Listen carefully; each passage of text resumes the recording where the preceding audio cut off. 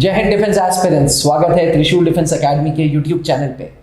Sir, अभी हम लोगों ने एसीसी सीरीज पे बात की थी और एसीसी सीरीज पे ही हमें कुछ जवान भाई फॉलो कर रहे थे। उन्होंने एकदम से एक सीरीज ऑफ क्वेश्चंस पूछना चालू किया एससीओ कमीशन के रिलेटेड। ओके तो सर, फिर से स्वागत है आपका त्रिशूल डिफेंस एकेडमी के यूट्यूब चैनल पे। आपसे अच्छा कोई हमें गाइड नहीं करेगा एससीओ के बारे में। You are the correct person to tell us in depth about SCO entry. Thank you sir, thank you very much. Sir, service entries 3 हैं, ACC, PCSL, SCO, AMC, NTB है। इन सब में सबसे टफ क्या SCO एंट्री है? नहीं sir, ऐसा नहीं है। अच्छा, टफ तो कुछ नहीं होता है जी। SSB is almost similar for every entry. अच्छा, लेकिन ये एक भ्रम है SCO एंट्री के लिए। देखिए, SCO एंट्री को अगर आप देखेंगे, इट वाज स्टार्टेड इन 98 जी। उससे पहले एक कमीशन होती थी, बहुत सारे लोग सुने हैं या पता नहीं, RCO कमीशन होती थी, एक रेजिमेंटल कमीशन ऑफिसर। अच्छा, ये पहले होता था जी। बाद में उसको बंद कर दिया गया और फिर SCO कमीशन को वहाँ से लेकर के आए। अच्छा, ठीक है, ठीक है। तो अब यहाँ क्या है, थोड़ा एज कम कर दिया। RCO की कम एज थोड़ा ज़्यादा होती थी, PCSL के बराबर होती थी। SCO की एज थोड़ा कम किया गया और इनकी जो जवाबदारियां हैं वो थोड़ा सा वैसी ही रखी गई जो RCO वालों को मिलती थी।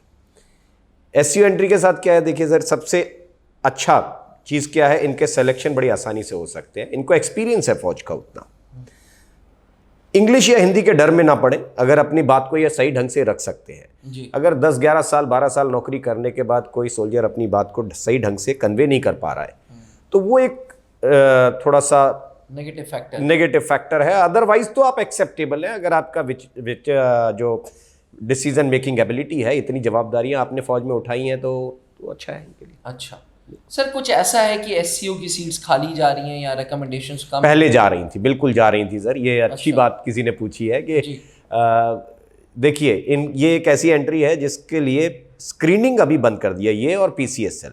अच्छा, मतलब स्टेज 1 नहीं है? स्टेज 1 नहीं है। जो ये जा रहे हैं वो लास्ट, क्योंकि यहाँ तक का भी था, ये 2 साल के लिए आपका स्क्रीनिंग बंद किया गया था।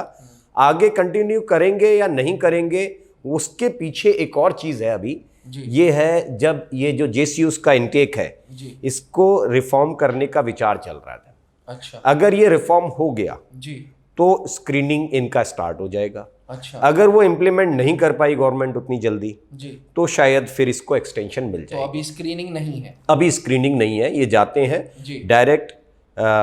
जैसे 98 में स्क्रीनिंग जब लाए थे, उससे पहले की जो प्रोसेस होती थी SSB की, वही प्रोसेस इनके लिए अभी रखी गई है। मतलब psychological test, GTO, personal interview, बिल्कुल। अच्छा सर, SCO एस्पिरेंट को किन चीज़ों पे ध्यान देना चाहिए if they are preparing for SSB interviews? Okay, एक तो ये अपनी राइटिंग स्किल्स, अपना जो दिमाग का विचार है उसको सही ढंग से कन्वे कर पाए। तो ये स्टोरी राइटिंग में बहुत खराब हो जाते हैं।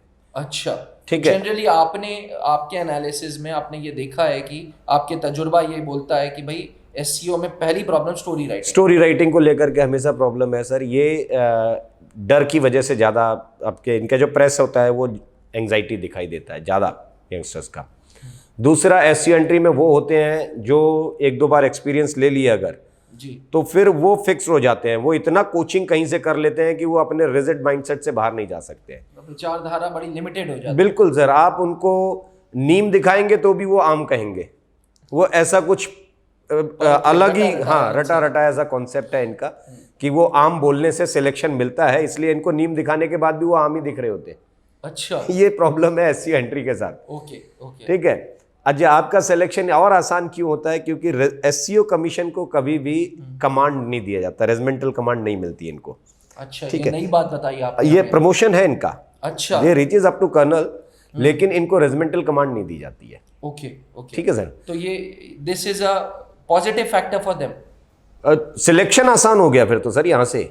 अच्छा, इनके सिलेक्शन आसान होते हैं। ये जो बाहर एक लोगों ने फैलाया कि ये मुश्किल होता है, नहीं, ये उल्टा है। ये उल्टा है। PCSL रिकॉर्ड ऑफिसर बन जाएंगे। अच्छा, ठीक है। और SCO जो है वो क्वार्टर मास्टर की ज़्यादा ड्यूटी करेंगे, लॉजिस्टिक्स में रह जाते हैं, और ये रेजिमेंटल कमांड तो इनको मिलनी नहीं है। तो फिर आपके सिलेक्शन से पहले जो असेसर है उनको भी मालूम है कि ये वो एंट्री है जिससे हमें ऑफिसर्स का इनटेक पूरा करना है। अच्छा, ठीक है। अभी अगर आप एक सर डायरेक्ट न्यू ब्रेन जो है उसको आप रिकॉर्ड ऑफिसर के लिए सेलेक्ट करें जी, तो पहले तो उसको काम सिखाने में इतना टाइम लग जाएगा, ट्रू, है ना। बिल्कुल। अब इनमें क्या है, जो क्लरिकल ट्रेड के हैं वो ऑलरेडी इतने साल से वो काम वही कर रहे हैं, पार्ट टू ऑर्डर पब्लिश कर रहे हैं, काम उनको क्लरिकल काम पूरा मालूम है, ए ब्रांच क्यू ब्रांच के साथ ये काम कर रहे हैं जी। तो आप अगर यहां से उन पोटेंशियल कैंडिडेट को उठा करके रिकॉर्ड में बिठाओगे तो वो ज्यादा अच्छा काम कर लेगा। ये एसईओ का काम क्वार्टर मास्टर अब ऑलमोस्ट जो है नायक बनने के बाद जी, हर एक को ये जवाबदारी तो मिनिमम मिलती है कि आप मेस एनसीओ बन जाओ, ओआर मेस का एनसीओ बन जाओगे, या आप ऑफिसर्स मेस में कम से कम बार एनसीओ तो बन ही जाओगे। आप ऑफिसर्स मेस के मेस एनसीओ नहीं बनते हैं, वहां हवलदार चाहिए होता है, लेकिन कहते हैं हाँ जी। तो बाकी जगह तो आपने ओआरस का मेस एनसीओ तो बने, आपको चार्ज मिला है, क्वार्टर मास्टर के साथ काम किया है, राशन स्केल पढ़ी है आपने, इतने कार्डर किए हैं, उसमें पता है कि कितना चीनी चाहिए डाइट में, कितना दाल मिलती है, कितनी चाय पत्ती मिलती है एक डाइट में। अब वही काम आगे आकर के आपको करना है, बिकॉज यू आर नोइंग। अब एक नया लड़का बाहर से 12वीं क्लास वाला उठा करके लाएंगे, ग्रेजुएट उठा करके लाएंगे, उसको तो पहले राशन स्केल पढ़ाने में इतना टाइम लगेगा, ट्रू, फिर वो ट्रेनिंग के बाद फिर वो डिमांड पुट अप करना सीखेगा। ये हमारा सोल्जर जो ऑलरेडी वर्क कर रहा है फौज में, इसको स्केल पता है, तो based on their profile special काम ही है, काम है इनका सर। ये तो इनके लिए फौज का नजरिया, आप लोगों का नजरिया, एसएसएस का नजरिया ये है कि यार इनको सेलेक्ट करना चाहिए हमें, इनको, हाँ, इनके साथ काम क्या है, आपका नेचर ऑफ वर्क देखा जाता है कि आपको काम क्या देने वाले हैं पीछे, तो ये इससे आपका सिलेक्शन आसान होता है। पीछे कुछ वैकेंसीज फुलफिल नहीं हुई थी जी, क्योंकि इनकी स्पीकिंग एबिलिटी कमजोर होती है सर। अच्छा, एससीओ पीसीएसएल एंट्री जो है, ये मानिए इसमें तो एयरफोर्स वाला नहीं आता है, नहीं आ रहा। अगर एसीसी में भी जैसे हम लोग बात कर रहे थे कि एयरफोर्स वाले ज़्यादा रिकमेंड हो जाते हैं क्योंकि कन्वर्सेशन उनका अच्छा होता है, अब यहाँ पर क्या हो गया कि इनमें तो एयरफोर्स वाला आने वाला नहीं, सब आर्मी मटेरियल है जी, इनको टाइम मिला नहीं। अजय बेचारे इतने साल तक ये उसी काम में रहे, प्लस जो पढ़ाई का माहौल है वो उससे तो बहुत दूर हो गए। अगर मान लीजिए 10-12 साल ये नौकरी कर चुके, 10-12 साल तो पढ़ाई से दूर है, अपने ट्रेड वर्क को सीख रहा है बंदा, तो वहाँ लैंग्वेज थोड़ी सी गड़बड़ हो जाती है। तो कैप्टन सर यहाँ पे मैं 1 मिनट रोकूंगा आपको जी सर। तो एससीओ के लिए आप स्पेशल एसएसबी बैचेस में क्या अलग कर रहे हैं? बिकॉज मैंने 2 दिन पहले आपसे एसीसी के लिए पूछा था, आपने मुझे बहुत अच्छे से ब्रीफ अप किया था कि एसीसी में कहाँ पे मैं ध्यान दूंगा जी। तो एससीओ बैच के लिए सर आप क्या स्पेशल ला रहे हैं एसएसबी बैचेस के? सर देखिए, एससीओ एंट्री को बहुत सारे यंगस्टर सही ढंग से समझ भी नहीं पाते हैं। एससीओ पीसीएसएल एंट्री में इंग्लिश बहुत इंपॉर्टेंट रोल नहीं प्ले करता है। यहाँ पर आपकी प्लानिंग एबिलिटी ज्यादा मैटर करती है। एसीसी में कम्युनिकेशन स्किल बहुत मायने रखता है। एससीओ में आप अगर अपनी बात को साधारण भाषा में खुल के रख सकते हैं और कन्वे कर पा रहे हैं अपना मैसेज, तो वो बहुत ठीक है। ये लोग अंग्रेजी के पीछे भागते हैं। अब आप ऐसा एक सोल्जर इमेजिन करिए जो हैबिचुअली इंग्लिश नहीं बोलता है जी, और वो जब इंग्लिश बोलना शुरू करता है एसएसबी के सिलेक्शन के डर की वजह से, वो दिखावा साफ नजर आता है। वो आपकी सहजता वहीं गुम हो जाती है। वो तुरंत पकड़ में आता है कि आप जो है ये आदतन बात नहीं कर रहे हैं, ये दिखावे वाली बात कर रहे हैं, है ना। तो वो समझ में आ जाता है। आप जो हैं जी, आपको सिलेक्शन वैसे भी मिल जाएगा, आप जो हैं बस उस आधार पर काम करिए, ठीक है, और अपने आप को थोड़ा थोड़ा इंप्रूव करिए। ये बेसिक डिफरेंस है जो बैचेस में आना है सर, जिसको हर लोग क्या करते हैं। अभी जैसे इनका स्क्रीनिंग रिजल्ट खराब होता था सिलेक्शन बोर्ड में, क्यों? क्योंकि स्क्रीनिंग का एक जो क्राइटेरिया है वहां नरेशन है, और ये नरेट अपनी स्टोरी को अगर ढंग से नहीं कर पाए तो ये बेचारे ज्यादातर तो स्क्रीन आउट हो जाते थे, रिजल्ट ही नहीं आता था। पीसीएसएल का एक ऐसा भी बैच गया था, 4 पीसीएसएल बैच के पहले एक ऐसा भी बैच गया था जहां वैकेंसी 50 थी, रिपोर्टिंग सिर्फ 7 की थी। 7 लोग एकेडमी में पहुंच रहे हैं। आप सोचिए कि इस हिसाब से फिर इनटेक कैसे पूरा किया जाएगा।